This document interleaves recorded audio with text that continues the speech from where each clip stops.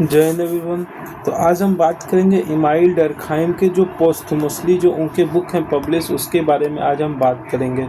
तो आज उसके बारे में हम देखते हैं कि सबसे पहले ये जो बुक है आपके सामने दिख रहा है वो पोस्थुमसली दिख रहा है। तो सबसे पहले उनका जो पोस्थुमसली बुक आया था, the teaching of the morals in primary school.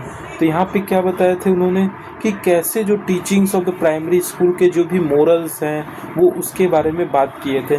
फिर उसके बाद उनका बुक आता है, वो पब्लिश होता है 1955 में, लेकिन बुक आता है 1922 में, प्रैग्मेटिज्म एंड सोशियोलॉजी, जो कि वो एक लेक्चर होता है। बुक तैयार हो जाता है प्रैग्मेटिज्म एंड सोशियोलॉजी 1922 में, लेक्चर जो कि होता है 1913 और 14 का, लेकिन पब्लिश होता है वो 1955 में। फिर उसके बाद आता है 1924 में उनका बुक आता है सोशियोलॉजी एंड फिलोसफी करके, जो काफ़ी इंपॉर्टेंट बुक है, जो रिलेशनशिप बताता है हमको सोशियोलॉजी और फिलोसफी के। फिर उसके बाद उनका बुक आता है 1925 में मोरल एजुकेशन। फिर उसके बाद उनका बुक आता है 1928 में सोशलिज्म।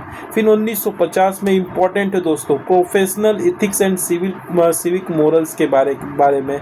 तो ये बुक हमको याद रखना है, जो कि क्वेश्चन बन सकता है हमारे यूजीसी नेट में।